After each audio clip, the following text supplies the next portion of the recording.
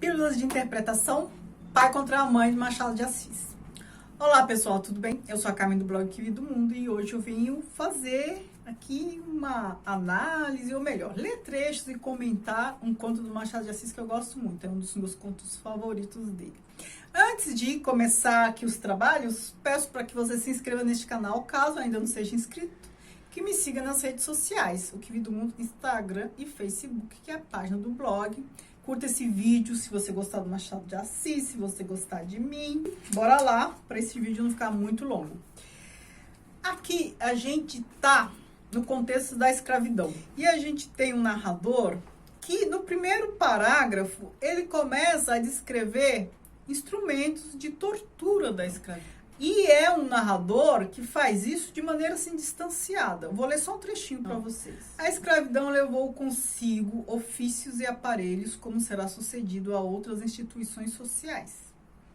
Não cito alguns aparelhos, senão por se ligarem a certo ofício. Um deles era o ferro ao pescoço, outro o ferro ao pé. Havia também a máscara de folha de Flandres. A máscara fazia perder o vício da embriaguez aos escravos, por lhes tapar a boca. Ele vai descrevendo de uma maneira assim, aparentemente neutra. Isso é muito comum em Machado de Assis. Ele descreve, ele apresenta muitas vezes coisas que a gente sabe que ele critica, que ele é contra. Ele faz uma narrativa bem distanciada.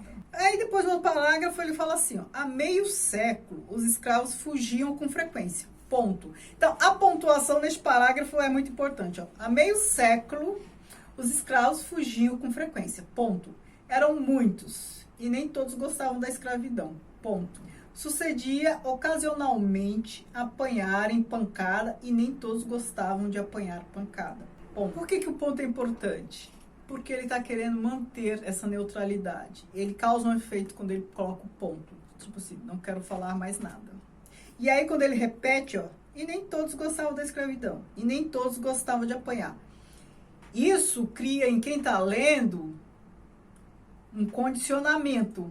Essa repetição que é comum em poema, cria na gente, no leitor, um condicionamento, um encadeamento do que ele está falando. Fala, se cala. Fala, se cala. Antes, já tinha descrito ali, né, vários instrumentos de tortura. Aqui, neste mesmo parágrafo, ele fala assim, grande parte era apenas repreendida. Havia alguém de casa que servia de padrinho e o mesmo dono não era mau. Além disso, o sentimento da propriedade moderava a ação, porque dinheiro também dói. Então, o que ele está falando? Ora, aqueles donos de escravos que eram bons não por sentimento de humanidade, não por sentimentos humanitários. Eram bons porque os escravos eram propriedade. E você avariar uma propriedade é perder dinheiro. Perder dinheiro nem que seja por baixa capacidade de produção, porque o outro está machucado. Aí do outro parágrafo, ele fala assim, ele começa assim, ora, pegar escravos fugidos era o ofício do tempo. Esse ora dele é que é a questão. Você pensa, ok, é a situação dada, não há o que fazer. A gente tem aqui um narrador que parece distante, que evita adjetivar. Mas, sendo Machado de Assis, a gente sabe o que isso significa quando ele evita adjetivar, quando ele usa pontuação. Aí ele solta esse ora, né, como se dissesse, é a vida, é assim mesmo. Tudo isso porque ele vai apresentar o sujeito principal aqui, o principal personagem da história, que é um que vai caçar escravos, né? Vai ser o ofício dele. Aí ele começa dizendo que pegar escravos fugidos é o ofício do tempo. E aí ele vai desenvolvendo o parágrafo, depois ele fala assim, ninguém se metia em tal ofício por desfastio ou estupro. A pobreza, a necessidade de uma chega, a inaptidão para outros trabalhos, o acaso e alguma vez o gosto de servir também, ainda que por outra via, davam o impulso ao homem que se sentia bastante rígido para pôr ordem à desordem. Então, se isso te remete a alguma situação contemporânea, não deve ser por acaso, né? Gente de bem que gosta de ordem, sabe? Então, botar ordem à desordem. Qual é a ordem? A ordem é a escravidão. A desordem é o quê? Escravo fugido. Como? Como pode? né? Que absurdo é esse, fugir? Não sabe que a condição é estar ali cativo? Aí ele fala, Cândido Neves, que é o personagem principal aqui da história. Perceba o nome, Cândido Neves. Cândido, branco, remete à brancura. Neves, remete à brancura. Então, é ele, Cândido Neves, que vai se meter nesse ofício por todas essas razões primeiras que ele falou aqui, ó. Pobreza, desfastio, por falta de estudo, por falta de outro emprego. Então, ele se envolve com isso. Eu poderia ler tudo aqui para vocês e ir comentando parágrafo por parágrafo as partes mais interessantes, mas isso vai ficar muito longo. Então, vou resumir aqui um pouco a história. Ele conhece a moça Clara, perceba o nome, Clara, também remete à brancura. Ele conhece a moça e se apaixona por ela. Ela mora com a tia, ela vive de costura, também é pobre, mas eles se casam e querem ter um filho. A tia falando que ele precisa arrumar um emprego fixo e tal. E ele fala, não, é isso mesmo, né? Tá tarde para aprender outro ofício e tal. E a atividade dele de pegar escravo é assim, quando ele pega, ele recebe uma grana boa, mas ele fica um tempo sem pegar. Então, assim, quando recebe dinheiro, ótimo, mas não dá para saber quando vai receber dinheiro novamente. Eles queriam muito um filho. Ela engravida, né? Depois eles se casam e tal. Ela engravida. Aí a situação vai ficando complicada, porque aí começam a surgir outros caçadores de escravos, né? Porque os donos dos escravos publicavam em jornal, ofereciam recompensa, davam característica.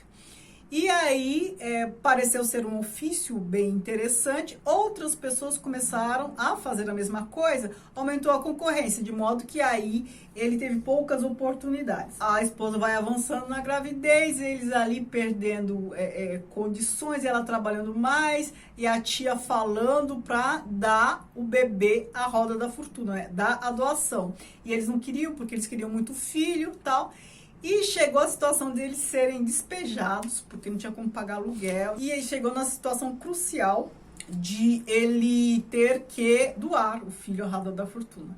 E ele, cheio de apegos, não querendo, assim, com muita dor, sai com o bebê para doá-lo. E aí ele vê uma escrava fugida que ele estava procurando. Essa era uma escrava que estava fugida, que ele já tinha tentado até capturá-la, mas não tinha achado pista e tal. E para esta, a recompensa era gorda, 100 mil réis. Eu não sei dizer quanto que isso valia na época. E ele tá com o bebê, porque ele foi levar para doação. E aí ele vê a escrava, ele deixa o bebê como farmacêutico. A quem antes, num outro momento, ele já tinha perguntado pela escrava. E aí ele vai capturá-la. Quando ele saca ali a corda para prendê-la, ela pede, pelo amor de Deus, fala que tá grávida. E que ela fala assim, ó, estou grávida, meu senhor. Se vossa senhoria tem algum filho, peço-lhe por amor dele que me solte. Eu serei sua escrava, vou servi-lo pelo tempo que quiser. Me solte, meu senhor moço. E ele lá, implacável, impassível, né, segue levando-a. Olha o que ele fala para ela. Você que tem culpa. Que ele manda fazer filhos e fugir depois. Ora, e ele que fez filho sem ter condição de sustentar? Ele leva ela até o proprietário. Ela caiu no corredor, aí o dono dela paga lá o Cândido Neves e tal. Aí no chão, vou ler aqui o trecho, no chão, onde jazia, levada do medo e da dor, e após algum tempo de luta, a escrava abortou. E aqui segue, ó. O fruto de algum tempo entrou sem vida neste mundo, entre os gemidos da mãe e os gestos de desespero do dono. Por que desespero?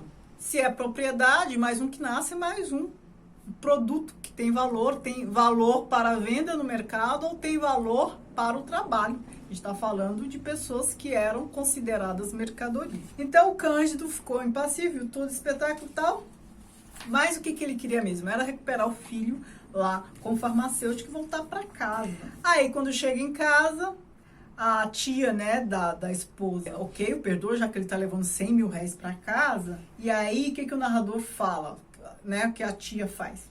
Disse, é verdade, algumas palavras duras contra a escrava, por conta do aborto, além da fuga. A culpa é da escrava, quem mandou fugir?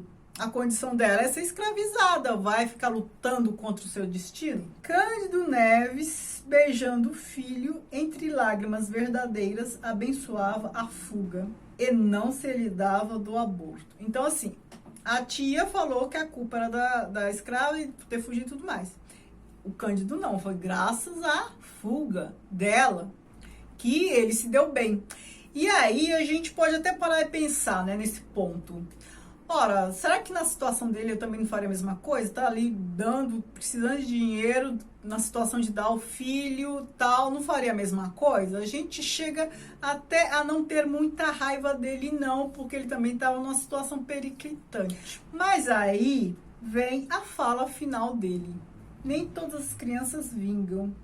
Bateu-lhe o coração. A dele vingou, a dela não. Qual é o título do conto? Pai contra a mãe. Qual filho pode vingar? Filho branco, claro, filho escravo. Que importância tem? Essas são as sutilezas do Machado de Assis. Então hoje, na véspera de 13 de maio, que a gente comemora a libertação dos escravos, a Lei Áurea, fica aí um conto para nos fazer pensar sobre essa situação que até hoje tem as suas chagas, tem suas sequelas na nossa sociedade, embora muitos neguem, muitos digam que não. E tenho pensado muito nos últimos tempos, por que a gente não tem um memorial da escravidão no Brasil, né? Porque não é museu, gente, memorial é diferente. Memorial é para revelar ali o trauma. Qualquer memorial do Holocausto, memorial disso, é para trazer dados da tragédia para que ninguém esqueça, e quando ninguém esquece, evita que ela se repita. E evita que as pessoas construam uma outra narrativa. Evita que as pessoas digam que foi de uma outra forma, que não aconteceu daquele jeito. Porque os dados apresentados estão ali. O memorial é para isso, para fazer lembrar o tempo inteiro. Eu sinto falta de um memorial da escravidão no Brasil. Me diga o que vocês acham. Muito obrigada por assistirem. Beijos e tchau, tchau.